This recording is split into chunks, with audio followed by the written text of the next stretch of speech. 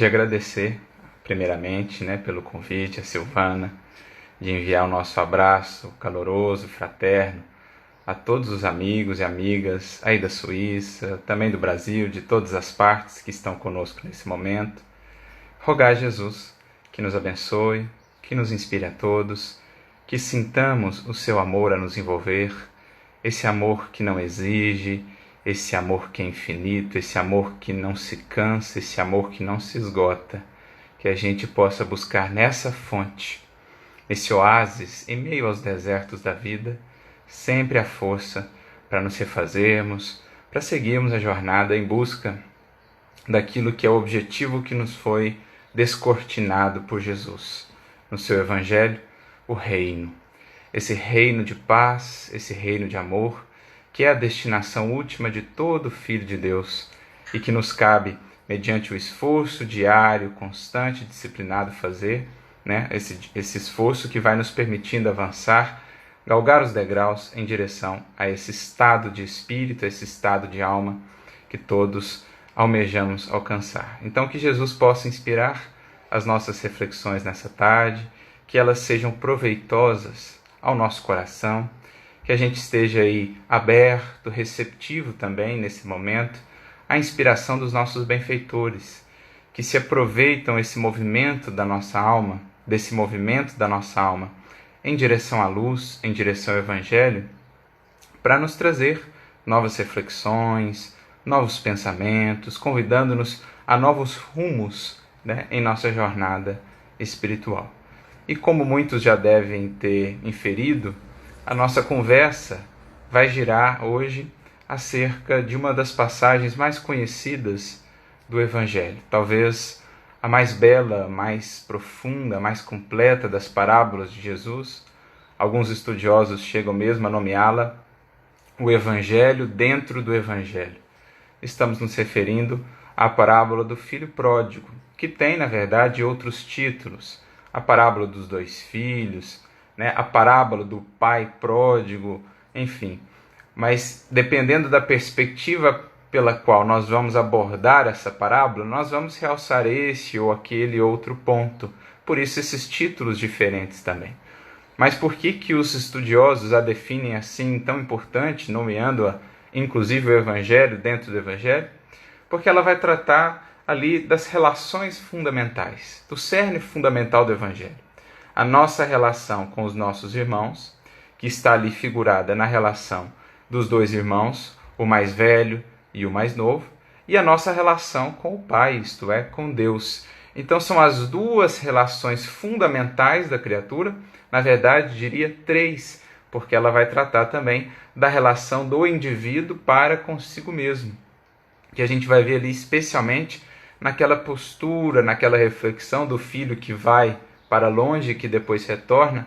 Nós vemos ali muito essa interação dele para consigo mesmo, no seu mundo interior, no santuário da sua consciência. Então, ela sintetiza essas 3 relações fundamentais, as 2 lá primordiais, que são inclusive o tema dos 2 mandamentos fundamentais que Jesus nos apresenta, o amor para com Deus e o amor para com o próximo, está ali representado, essa síntese de Jesus, através dessas 2 relações, e também outra relação fundamental, que é a relação para conosco mesmos, que também, mais uma vez, está inserida nos mandamentos que Jesus apresenta como aqueles que resumem toda a lei. Quando ele fala os mandamentos, ele fala do amor a Deus, de todo o teu coração, de toda a tua mente, de todos os teus muitos, ou de toda a tua alma também.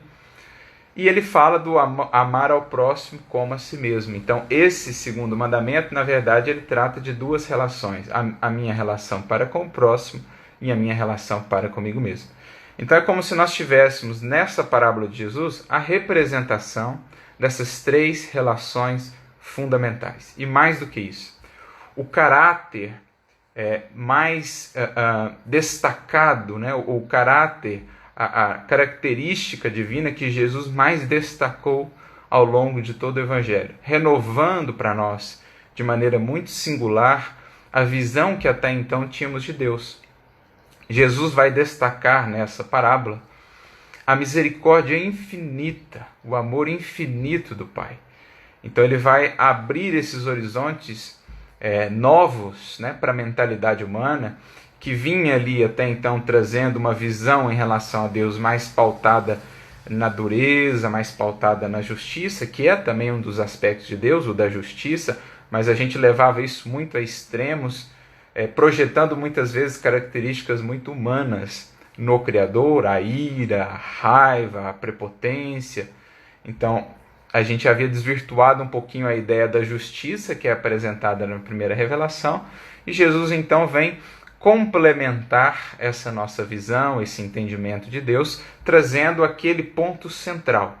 Ele vai nos falar de um Pai, ele vai nos falar de uma relação de intimidade, não apenas uma relação de autoridade, de poder, mas sobretudo uma relação de afetividade, uma relação de amorosidade, de intimidade. Jesus chega a se referir algumas vezes no Evangelho a Deus como Abba, que seria o diminutivo em aramaico, em hebraico de pai, ou seja, papai ou paizinho, né? Justamente querendo denotar para nós essa intimidade que nos cabe ter para com Deus, ver em Deus também um amigo, né? Claro, a onipotência, o supremo poder ao qual nos cabe também submetermos em resignação, em obediência, em fidelidade, mas também aquele ser, né? Esse ente que nos cabe aí amar, que nos cabe construir essa intimidade. Então, por isso, essa importância da parábola. Mas nós vamos dar um enfoque aqui muito específico. A parábola ela permite imensas, né, infinitas, várias abordagens, mas nós vamos dar um enfoque muito específico que vai dar o tom, né, da nossa reflexão e até mesmo o título que propusemos, que está ali, digamos, inserido no versículo 17. Como sabemos, essa parábola está no capítulo 15 do Evangelho de Lucas. Nós vamos dar um enfoque mais específico no versículo 17, que nos fala ali daquela circunstância limite daquele filho mais novo, que, como nós sabemos, né, relembrando aí a parábola, havia esse filho mais novo se afastado da casa paterna, havia ele pedido a parte que lhe cabia na herança, ali, né, da herança que lhe vinha do pai, e havia ele se afastado então da casa paterna para uma terra longínqua, né, para uma terra distante. E ali ele começa a passar por uma série de problemas, por uma série de dificuldades. Aquela terra, né, passa por uma fome, por um processo difícil ali de privação, e ele vai se vendo cada vez mais envolvido por essas circunstâncias, uma vez que já havia dissipado os bens que havia recebido, e vê-se então numa circunstância muito difícil ali, apacentando porcos. Então essa descrição, essa figura que Jesus constrói na parábola, ela é muito simbólica, muito representativa naquele contexto. Ela quer justamente realçar a circunstância dificílima a que esse espírito, a que esse indivíduo chegou, né, ao ponto de apacentar porcos. Lembrando que naquela cultura a figura dos porcos não era bem quista, quanto mais criar ou apacentar porcos, né? Então Jesus queria com isso representar ali um fundo do poço, digamos assim, né? Um profundo desalento, um profundo abatimento, né? Uma profunda derrocada. É isso que ele queria representar com essa figura. E é então, nesse versículo 17, que nós temos a guinada, digamos assim, o ponto de inflexão na vida desse filho pródigo, quando ele então vai cair em si, quando ele vai perceber as circunstâncias a que se arrojou por escolhas próprias, né? Por sua livre vontade, pelas escolhas que foi realizando, que foi tomando, a que ponto ele chegou, e é ali então que ele tem esse despertar, esse cair em si, e reinaugura, né? Ou reinicia um novo tempo, uma nova jornada para si mesmo nesse processo de retorno então ao Pai, no que é então secundado pela misericórdia desse Pai, que vendo-o ao longe, ou seja, vendo aí os mínimos movimentos, os mínimos esforços de retorno desse filho, vai ao seu auxílio, corre em seu auxílio, no sentido de auxiliá-lo. Então, a expressão dessa misericórdia que vem em nosso auxílio, que vem nos secundar nos mais singelos esforços de regeneração e de retorno, né, ao caminho reto, à harmonia para com a lei divina. Então nós fizemos essa breve síntese, essa breve introdução, justamente para apontarmos aí o rumo que nós vamos seguir na análise dessa parábola. Não vamos analisá-la como um todo, não vamos nos enfocar tanto no outro filho. Vamos hoje pegar aí uma lupa, né, fazer um recorte e olhar mais para essa condição desse filho pródigo e esse cair em si, então, para ver quais as pontes essa parábola, essa lição de Jesus terá para com a nossa vida.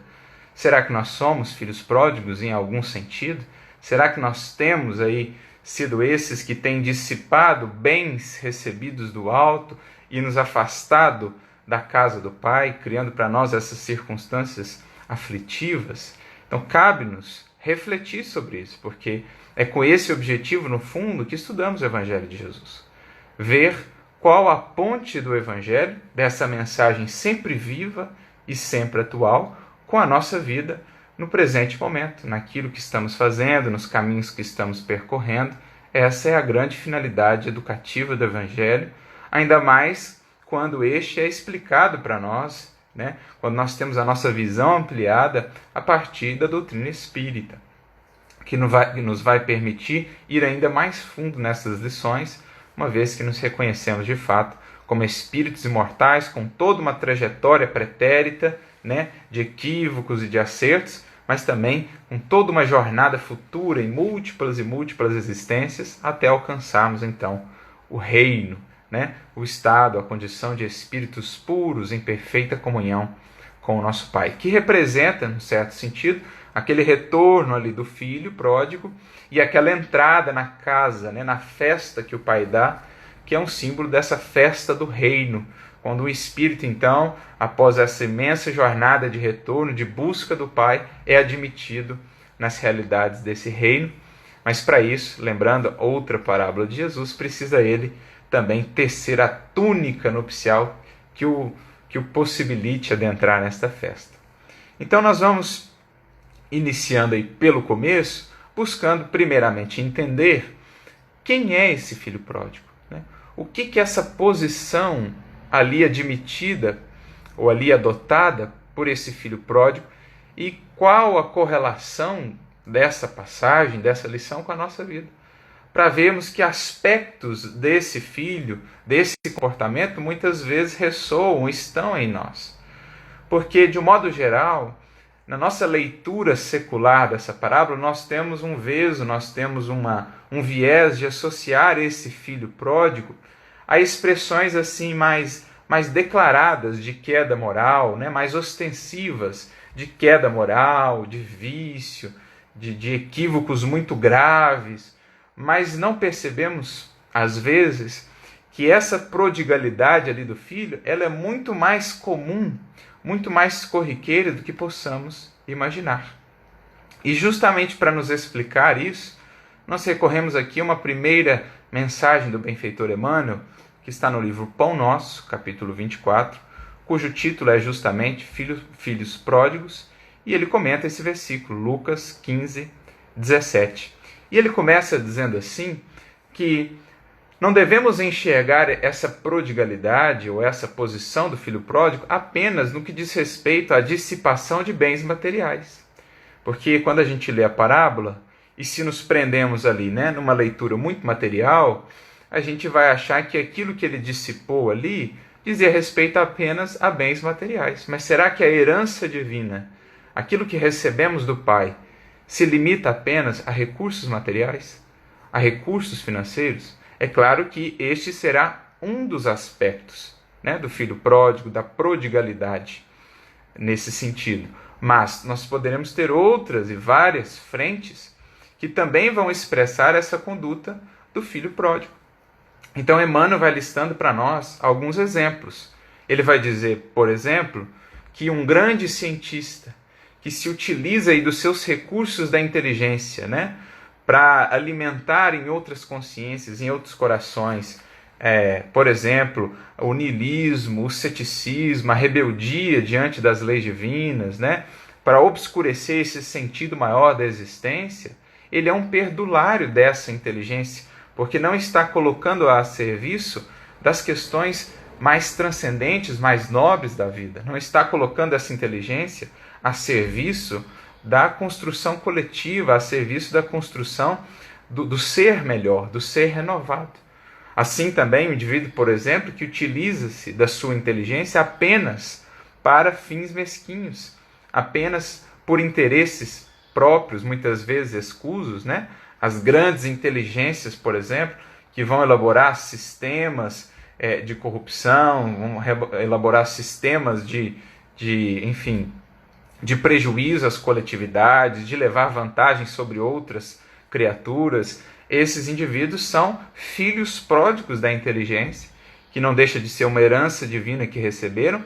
Claro, construíram isso ao longo dos séculos, mas o fizeram porque receberam as circunstâncias propícias que o alto, que o Pai lhes proporcionou. Não fosse isso, não teriam construído esse patrimônio de inteligência, esse cabedal intelectual. Então não deixa de ser também uma herança divina que nessa posição, ou com essa postura, o Espírito vai prodigalizando, né? Não no pior sentido da expressão aí, né? Como o filho pródigo, ele vai se tornando esse perdulário, porque vai dissipando esses bens que deveriam estar servindo ao enriquecimento coletivo, ao bem comum, ele aplica aquilo apenas por interesse pessoal. Nós nos lembramos até do Evangelho segundo o Espiritismo, lá no capítulo 7, por exemplo, lá no item 13, quando os Espíritos tratam ali, né, da missão do homem inteligente na Terra.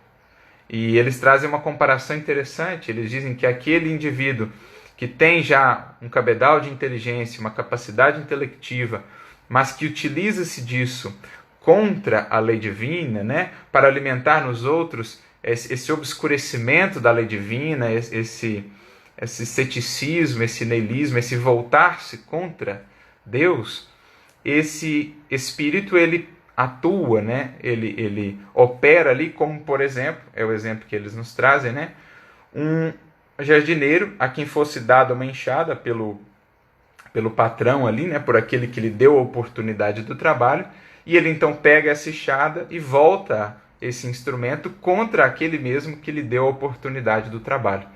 Então eles apresentam essa missão do homem inteligente na Terra como essa força, esses bens que devem estar a serviço desse enriquecimento da glória da vida, né, da grandeza divina.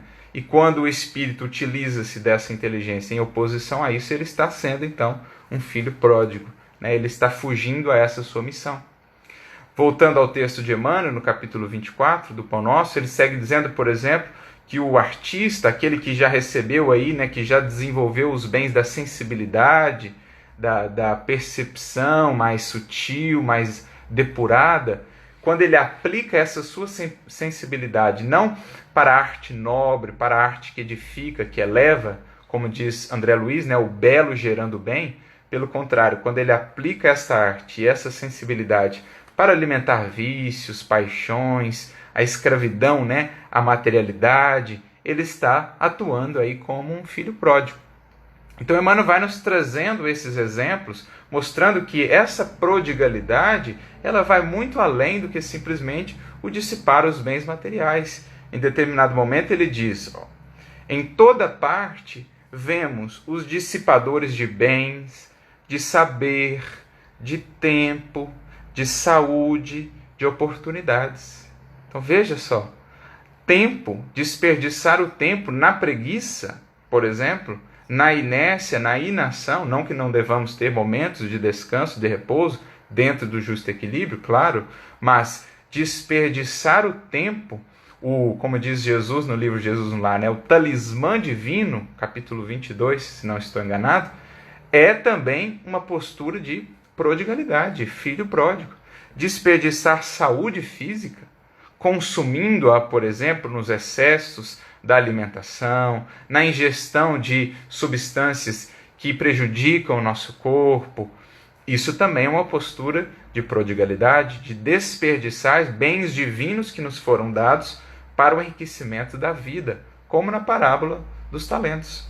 Então, desperdiçar saber, desperdiçar oportunidades, tudo isso são formas que esse filho pródigo aí pode revestir, ou pode estar revestido. São eles que, prossegue Emmanuel, contemplando os corações simples e humildes, em marcha para Deus, possuídos de verdadeira confiança, experimentam a enorme angústia da inutilidade e, distantes da paz íntima, exclamam desalentados. Ou seja, ele está aqui fazendo uma referência àquela fala do filho pródigo, né, quando cai em si, e diz para consigo, né, quantos jornaleiros do meu pai têm o pão a cada dia. Por jornaleiros, entendamos aí aqueles que trabalham a jornal, né, ou seja, por uma jornada diária, que recebiam por dia de trabalho. Essa é a ideia de jornaleiros. Então esse indivíduo, quando ele cai em si, e às vezes ele é dos mais triunfantes do mundo, né? Nos patrimônios, nos valores do mundo, ele é absolutamente triunfante, conquistou isso, aquilo outro, mas no fundo, internamente, ele sente essa fome de paz, esse anseio de paz, e vê por vezes criaturas simples, humildes, que seguem vida fora, tranquilas, serenas, na simplicidade, ancoradas na confiança em Deus. Diante disso, então, prossegue Emmanuel, né? Eles experimentam enorme angústia de inutilidade e, distantes da paz íntima, exclamam desalentados: quantos trabalhadores pequeninos guardam o pão da tranquilidade, enquanto a fome de paz me tortura o espírito. Ou seja, ele ali percebe, se dá conta, que ele havia se desconectado, né, da utilidade fundamental, dos valores fundamentais da vida. E, embora muitas vezes ornamentado exteriormente, faltava algo que o pudesse de fato saciar, sustentar, alimentar. E vendo muitas vezes criaturas muito mais simples do que ele, mas que têm esse alimento interior, que tem essa confiança, que tem essa relação com o Pai, da qual ele se afastou, ele então sente essa angústia enorme. Para ilustrar isso, né, para vermos aí um exemplo claro, patente do que é essa prodigalidade, bastaríamos recordar o exemplo do apóstolo Paulo, que passou exatamente por esse quadro aqui descrito por Emmanuel. Ele, que havia recebido muito, né, dessa herança divina, digamos assim, recursos imensos, né, tinha a juventude ali do corpo, a beleza física, tinha recursos monetários, tinha uma capacidade, né, eloquente de debater, de expor, tinha um cabedal cultural muito vasto, ele tinha tudo aquilo. Mas qual era o pensamento dele quando trafegava ali pelo deserto, né, em busca de Damasco, perseguindo Ananias e os cristãos? Ele vinha justamente fazendo essa contraposição, né? A contraposição ali do filho pródigo que começa a cair em si, porque ele parava, internamente ele pensava para consigo, né? Onde a paz que ele ansiava desde a mais tenra juventude e que não havia encontrado até então? Ele que havia alcançado todas as prerrogativas da sua raça, do seu povo, o prestígio, a influência, as facilidades materiais, né? O reconhecimento, o aplauso de tantos. Ele que tinha tudo aquilo, ele constatava ali naquela jornada que, em verdade, estava sem a paz. A verdade dolorosa é que faltava-lhe a paz íntima, e que tudo aquilo que ele havia conquistado não era capaz de lhe saciar.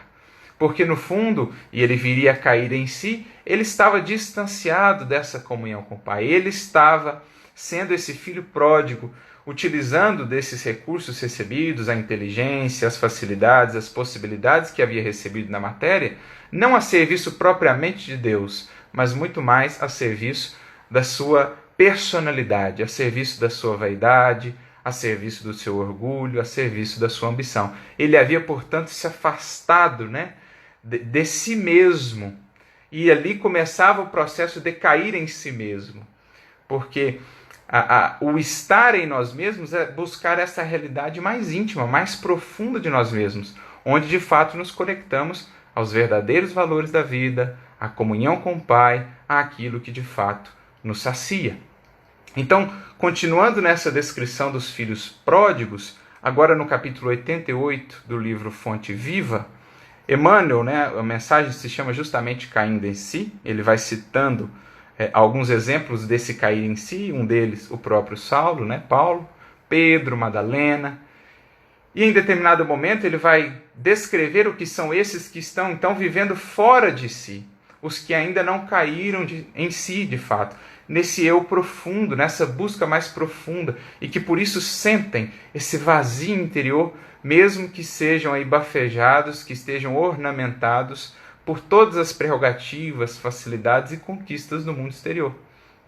É o que Paulo, lá mais uma vez, sentia, porque ele, tendo tudo aquilo, sentia-se vazio. No entanto, ele olhava para aqueles homens e mulheres simples, seguidores do caminho, que eram os seguidores de Jesus, e via neles um contentamento de viver, uma alegria, uma serenidade que ele não conseguia explicar, especialmente em Estevão, eles que tinham tão pouco exteriormente, mas que pareciam ter tudo.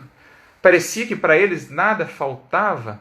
Então ele ficava analisando aquele aparente paradoxo e tentando entender o porquê, sem entender ainda que ele era um ser às portas de si mesmo, que ainda não havia caído em si, que estava desconectado de si mesmo, porque desconectado desse eu mais profundo. Ele vivia apenas o eu exterior, mas não havia ainda mergulhado em si mesmo, diferentemente daqueles seguidores simples, humildes, confiantes do caminho.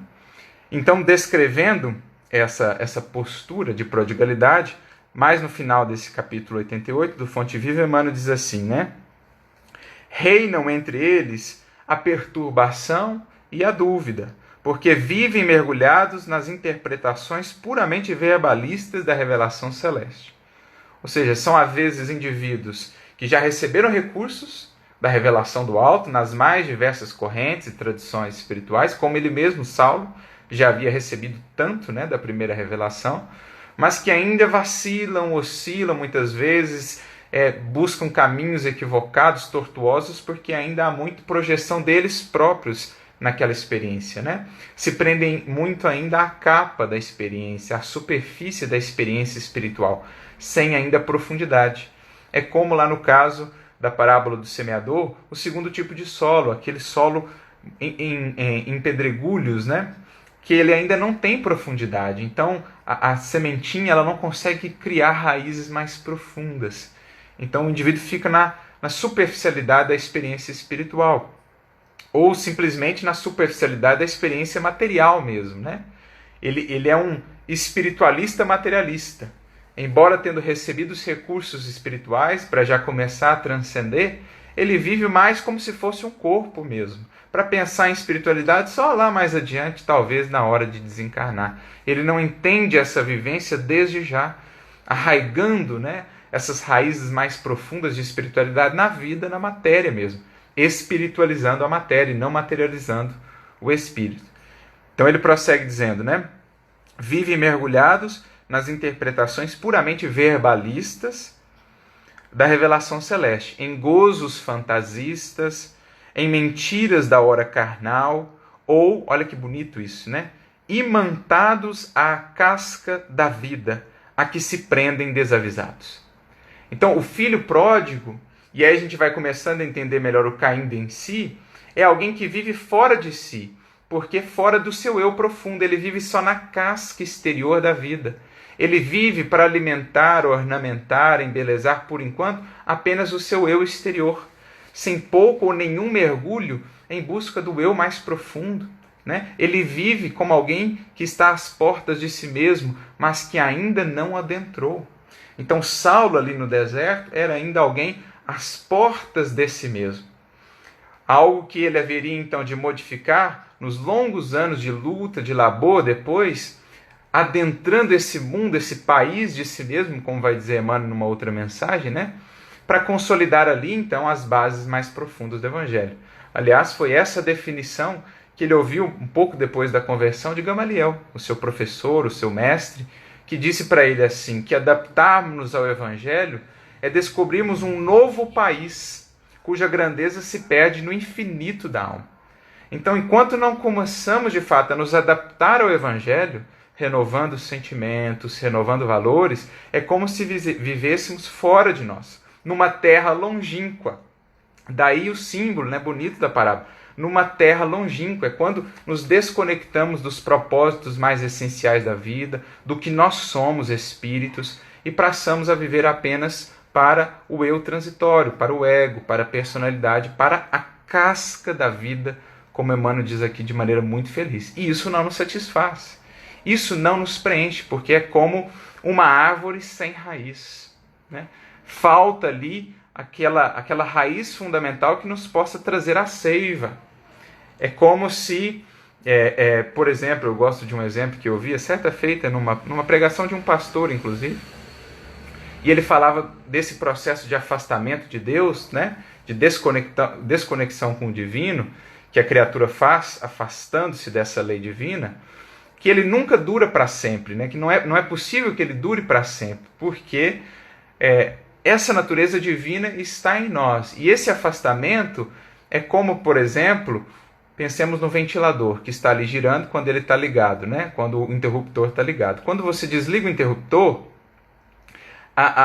ele prossegue girando por um tempo, né? Aquela energia residual, mas chega sempre um momento em que ele trava, em que falta recursos e ele para de mexer. Assim é com o espírito, né? Por mais pródigo que ele seja, por mais que tenha se afastado e por mais tempo que lá tenha ficado, nessa terra longínqua, longe de si mesmo, chega sempre um momento que ele se exaure, que lhe acabam as energias e então ele precisa retornar. Ele cai em si, ele reconhece a necessidade de buscar novamente essas raízes. Aqui nos lembramos de Gregório, né, do livro Libertação. 4, 5 séculos nessa postura de filho pródigo, altamente inteligente, mas usando essa inteligência para as sombras, para as trevas, seguido e acompanhado pela sua mãe, Matilde, do mundo espiritual. Chega o momento, e esse é o início da obra, que ela diz, ele está começando a se entediar do mal, ou seja, ali ele estava começando a cair em si, a perceber que não dava para manter, seguir sempre desconectado dessa fonte, distante desse país de nós mesmos que precisamos conhecer, desbravar. E isso será o Evangelho, né? Chega sempre o momento que a criatura percebe que não dá para viver de cascas, de superfícies. Ela precisa acessar o seu eu mais profundo. E aqui nós nos recordamos de uma fala de Leon Denis, muito interessante nesse sentido, no seu livro, né, uma das suas obras magnas, ao lado de Depois da Morte, o problema do ser, do destino e da dor. Lá do capítulo 20 em diante, ele começa a tratar ali na terceira parte da obra das potências da alma. E no capítulo 20, ele traz uma definição muito interessante, né? Ele diz assim que todos nós somos formados por duas esferas de expressão e de ação. Uma mais exterior e outra mais interior, mais interna, como se fossem círculos concêntricos. Essa mais exterior, ela é a representação aí do nosso eu transitório, da nossa personalidade, né? Com as suas fraquezas, com as suas paixões, com a sua mutabilidade, com a sua transitoriedade. Enquanto essa domina, a vida do indivíduo é sempre marcada pelas angústias, pelas aflições, por essa fome existencial. É uma fome de paz, uma fome de equilíbrio. Por quê? Ela está vivendo fora de si mesma, desconectada de si mesma. Aliás, às vezes ela está vivendo absolutamente escravizada ao seu ego, né? Ao seu eu, mas longe daquilo que ela é de fato, espírito imortal, um eu divino. Ela pode estar vivendo exclusivamente para si mesma no sentido do egoísmo, do exclusivismo, né? Da indiferença para com os outros, mas ela está vivendo no fundo fora de si. Né? O viver o egoísmo é um viver fora de si, porque é um viver na casca. É um viver nessa segunda esfera mais exterior de expressão. Mas ele diz, Leon Denis complementando, que há uma esfera mais interna.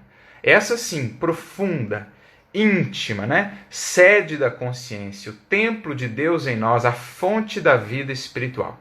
E somente quando nós acessamos essa esfera mais profunda e a fazemos se sobrepor à outra, é então que o espírito se afirma em sua beleza, em sua grandeza, é então que ele expressa as suas potências, quando ele se conecta com de fato o que ele é, não aquilo que ele está. Né? Porque o egoísmo é uma expressão de transitoriedade, é o que nós estamos. Agora, o ser é uma expressão de profundidade, é o que de fato eu sou. Então, esse cair em si é um mergulho mais profundo, mobilizado aí a que somos levados pelas circunstâncias da vida, para acessarmos esse eu mais profundo, esquecido.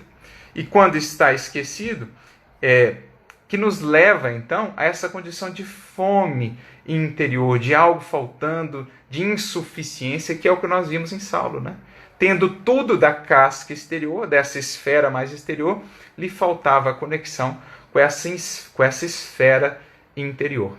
Né? No capítulo seguinte, o capítulo 21, do problema do ser, destino da dor, Leon Denis vai prosseguir dizendo, né, acerca dessa desconexão, que é a fome que está ali representada na parábola, né? Porque se a gente lê a parábola, a gente vê que ele passa a sentir uma fome muito grande, que é a fome que Saulo tinha de paz, que é a fome que todos esses que vivem única e exclusivamente para a vida exterior, que vivem única e exclusivamente para a matéria, para a personalidade, para o ego, o eu exterior, é a fome que todos haverão de sentir, é a fome, é a sede de quem não encontrou ainda uma fonte profunda. É a sede que está representada na mulher samaritana, né? De quem ainda não encontrou essa fonte a jorrar de si mesmo, essa água que sacia toda a sede. Então, quando estamos nessa condição, Leon Denis diz assim, né? As profundezas da alma ligam-na à grande alma universal e eterna, de que ela uma como vibração. Ou seja, quando nós nos afastamos dessa esfera mais interior de nós mesmos e passamos a viver só na casca, então a gente se desconecta dessa alma universal, ou seja, a gente se desconecta de uma relação mais profunda com o divino. Essa origem e essa participação da natureza divina explicam as necessidades irresistíveis do espírito em evolução adiantada. Necessidade de infinito, de justiça, de luz. Ou seja, essas necessidades se expressam em nós porque, no fundo, nós temos essa partilha com o Pai, com o Espírito Divino. E quando não atendemos essas demandas, caímos nesse estado de fome, né? de insuficiência, de sede, que é o que está representado ali na parábola do filho pródigo. É o que Jesus vai dizer também, nem só de pão viverá o homem. Não é só alimentar essa casca exterior, se não há esse cuidado para com o que de fato somos, esse eu profundo, a gente cai nesse estado. Necessidade de sondar todos os mistérios, de estancar a sede nos mananciais vivos e inexauríveis, cuja existência ele pressente, ou seja, no fundo o espírito, em qualquer condição, quanto mais adiantado, mais esse pressentimento vai se fortalecendo, ele pressente que lá no fundo ele precisa disso, ele precisa dessa busca, né? Até que ele de fato cai em si para fazer esse movimento de retorno. Mas que não consegue descobrir no plano de suas vidas terrestres. Daí provém as nossas mais altas aspirações, o nosso desejo de saber, jamais satisfeito, o nosso sentimento do belo e do bem, daí os clarões repentinos que iluminam de tempos a tempos as trevas da existência e os pressentimentos, a previsão do futuro, relâmpagos fugitivos no abismo do tempo, que luzem às vezes para certas inteligências. Então a gente vai acessando, às vezes, rompantes, lampejos desse eu profundo, que é a nossa consciência, no fundo, nos dizendo, volta-te para ti mesmo, né? Não viva só para fora, não viva só do exterior das ilusões.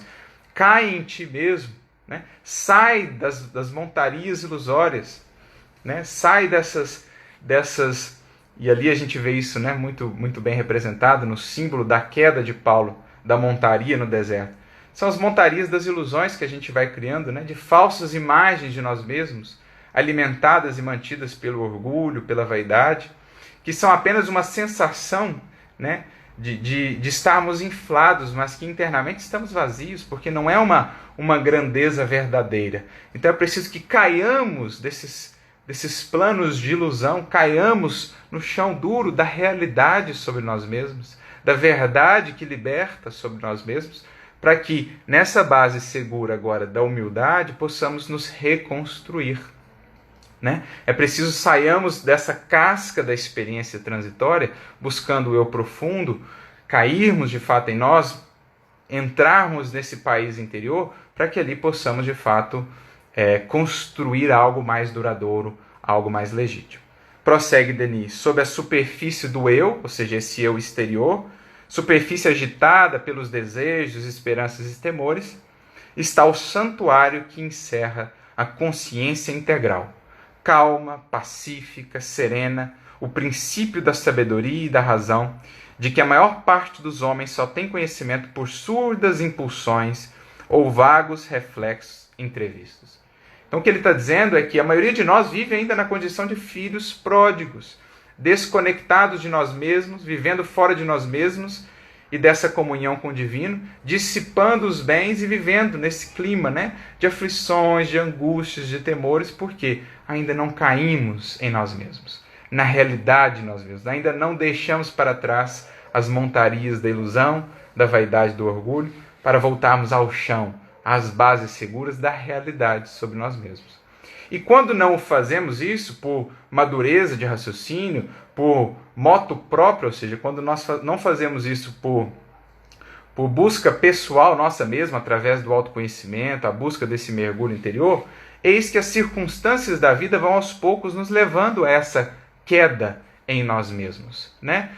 O próprio mecanismo das leis divinas, esse desgosto, por exemplo, que está aqui expressado em Saulo, né, ou nas palavras de Leon Denis, esse vazio, essa fome que a gente vive lá fora, né, quando vive só para esse exterior, para essa casca, aos poucos vai nos fazendo voltar sobre nós mesmos e buscar esse interno que, no fundo, sabemos é onde poderemos encontrar o manancial da água viva. Então eu me recordo de uma fala do próprio apóstolo Paulo, talvez refletindo aí a sua própria experiência, né? No livro dos Espíritos, na questão 1009, ele tem uma reflexão muito interessante. E ele diz assim, que quando nós nos desviamos do objetivo da criação por um falso movimento, né?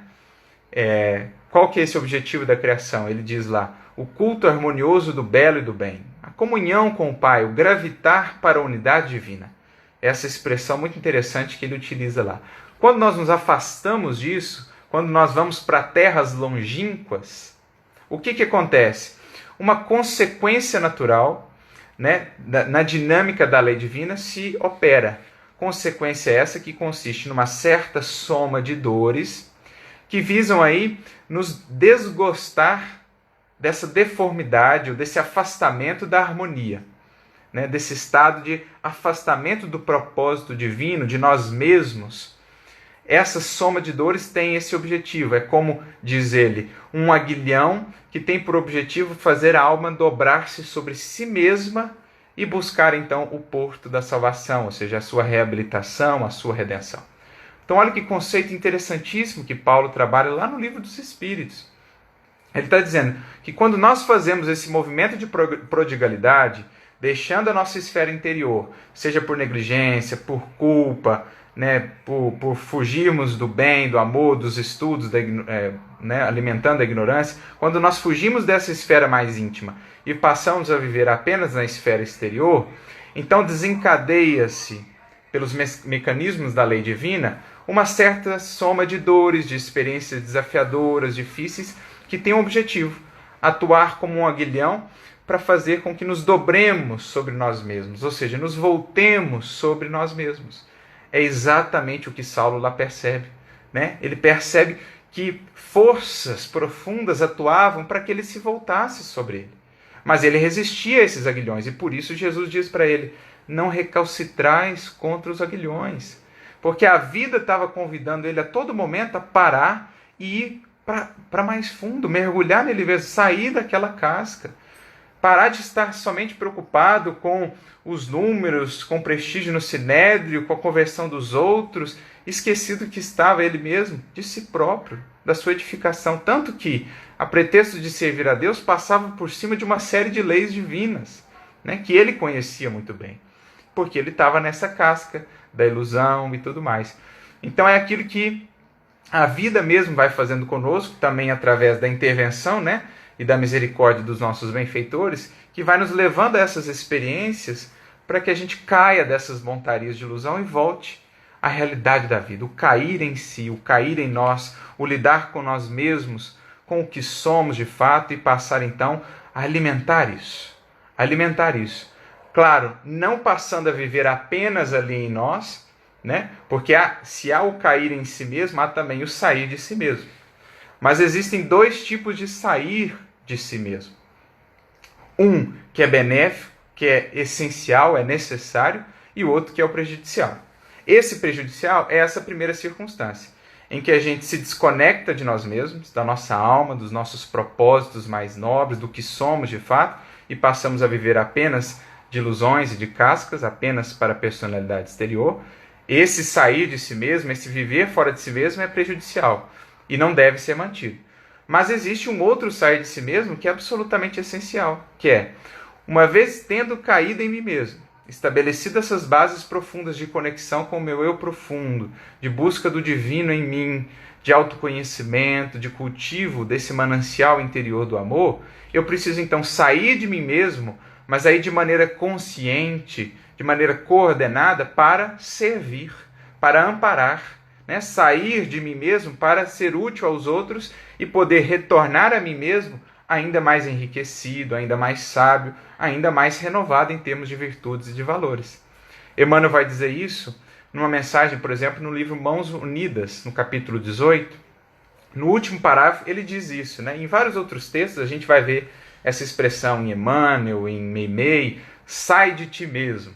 Então lá nessa mensagem ele diz assim, sai de ti mesmo, levando consigo as suas dores, em busca das dores maiores, que nos cercam em todas as direções, a fim de minorá-las. E então regressarás a ti mesmo a cada dia, trazendo contigo uma nova partícula a mais de compreensão.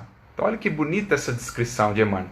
Quando esse sair de mim mesmo ele é consciente, quando eu mantenho uma conexão com o eu mesmo lá, né, o profundo de mim mesmo, e saio de maneira consciente por amor, esse sair de mim mesmo, esse viver fora de mim mesmo, ele é útil, ele é essencial, é fundamental, porque é a expressão da caridade. Não o sair de mim mesmo desconectando-me desse eu profundo e vivendo na casca da experiência material apenas. Esse não é válido, esse é prejudicial. Mas o outro, o sair de mim mesmo, quando eu tenho já esse cair em mim mesmo bem consolidado, esse é fundamental. Que é, no fundo, o que o filho pródigo vai fazer, é, no fundo, o que Jesus vai orientar Paulo, né, na época ainda Saulo, a fazer. Quando diz para ele, né, levanta-te, Saulo, e entra na cidade. Ou seja, agora que você voltou a esse eu mais profundo e começa a estabelecer bases aí, agora vai à luta.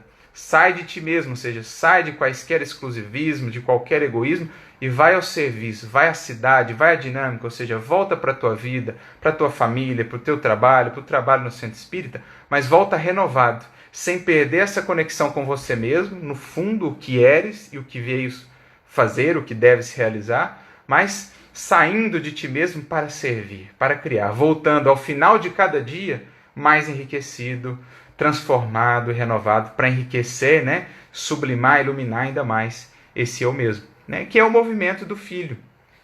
Uma vez que ele cai em si, estabelece essas bases, logo reconhece, é preciso levantar-se e fazer o movimento agora de caminhada, de esforço, de trabalho, de iluminação, para ir aprofundando essa comunhão com o divino, expressando esse trabalho também na jornada, amparando os outros, né, amparando aqueles que encontramos no caminho. É essa a ideia, né? Lembrando a bonita palavra de Jesus, a bonita frase de Jesus para Zebedeu, no capítulo 4 do livro Boa Nova, levanta-te, Zebedeu, quando ele estava emocionado, né, aos pés de Jesus, levanta-te, Zebedeu, porque os filhos de Deus devem viver de pé para o bom combate. Então, esse filho pródigo, quando ele cai em si, quando ele busca essas bases da humildade, da verdade sobre si mesmo, o que ele é, e não as ilusões, os castelos já ruíram, os castelos de ilusão. Quando ele busca essa base sólida, ele logo reconhece, é preciso se erguer, é preciso se levantar, erguer a vontade, erguer o ideal, buscar a vida e o trabalho, para então consolidar de fato essa comunhão com o divino. É o que o filho pródigo vai entendendo. Aproveitar agora os bens que nos chegarão, os recursos que nos virão do alto, para colocar isso em movimento, né? Buscando aí essa posição de estarmos de pé, conscientes de vontade erguida, de ideal elevado, para que possamos realmente expressar a vontade divina em todos os nossos caminhos. Então, basicamente, né, a gente faz esse traço, ou a gente traça esse quadro do que é aquela expressão ali do filho pródigo, identificando que muitas vezes nós estamos nesses quadros de prodigalidade, seja pelo desperdício do tempo, na inércia, das oportunidades que a vida nos traz, pela ignorância cultivada, pelo desmazelo para com nós mesmos, com a nossa vida, pela falta de estudo, pela falta de empenho, de esforço. Muitas vezes nós somos os filhos pródigos. Não são simplesmente aqueles, né, que se apresentam como tais de maneira mais clara, no vício, nas quedas morais. É algo muito mais próximo de nós do que possamos imaginar. E aí as circunstâncias da vida, aprendemos a olhar para elas, a fazer uma leitura mais devida, para, saindo da casca simplesmente da vida, podemos buscar esse eu profundo que está aqui em nós, que nos cabe alimentar, cultivar, a fim de que ele possa então se expressar e de fato possamos aproveitar tudo o que recebemos do Pai, essa herança, esses recursos na forma da inteligência, da saúde, do tempo, de um cargo que nos foi ofertado na presente existência, né, por empréstimo, enfim, colocar tudo isso a serviço do Criador. Isso é o estar caindo em si, é o estar muito consciente, conectado consigo, para então aprofundar também a nossa relação com Deus e caminharmos em direção ao reino, esse estado de paz, de equilíbrio e de comunhão que nos espera a todos. Essa é a condição que nos cabe buscar, né, no que diz respeito aí à relação com o Pai. E só para concluir, lá no capítulo 88 ainda do Fonte Viva, Emmanuel prossegue descrevendo, né? Para eles, os filhos pródigos, a alegria é o interesse imediatista satisfeito, e a paz é a sensação passageira de bem-estar do corpo de carne, sem dor alguma, a fim de que possam comer e beber sem impedimento. Ou seja, pura sensação ainda, né? Pura transitoriedade. Cai, contudo, em ti mesmo. Então, que possamos cair em nós mesmos, seja pelo esforço consciente já do autoconhecimento, seja aproveitando as quedas e as dores da vida para irmos mais fundo ainda em nós mesmos, tirando de uma vez por todas os castelos e as montarias da ilusão. Cai, contudo, em ti mesmo sob a bênção de Jesus e transferindo-te então da inércia para o trabalho incessante, lembra Saulo? Levanta-te e entra na cidade, e lá te será dito o que convém fazer. Então o movimento do Senhor, o que queres que eu faça? Caindo em nós, logo nos erguemos para o trabalho. Então, transferindo-te, né, da inércia para o trabalho incessante, pela tua redenção, observarás, surpreendido, como a vida é diferente. Então, nesse movimento, a gente vai desconstruindo muitas ilusões ou falsas perspectivas que possuímos sobre o que é a vida, sobre o que é viver, aprendendo a diferenciar existir ou simples existência, de fato, do que é viver. Emmanuel mesmo vai dizer, há uma grande diferença entre ambos, né? Porque a vida, em oposição ao simples existir, a vida é a experiência digna da imortalidade. É quando eu passo a viver efetivamente não mais para a casca que será consumida pelo tempo, mas enfim, para aquilo em mim que é eterno e que começa a ser construído nessa existência e será aprimorado no infinito da imortalidade. Essa é a vida real. Faze isso e viverás, como dizia Jesus. Busquemos, portanto, cair em nós mesmos, alimentar essa conexão profunda conosco mesmos, para então sairmos de nós de maneira consciente, voltando a cada dia, a cada noite, para nós mesmos, ainda mais enriquecidos na dinâmica da vida e da evolução. Eram essas as nossas reflexões, que Jesus nos auxilie a buscar esse nosso eu, o eu profundo, não o da ilusão, e alimentarmos desse contato com o divino que ali se opera, para podermos também enriquecer a vida e os outros corações ao nosso redor dos verdadeiros valores do Espírito. Que Jesus nos abençoe e nos inspire a todos. Muita paz e muita luz.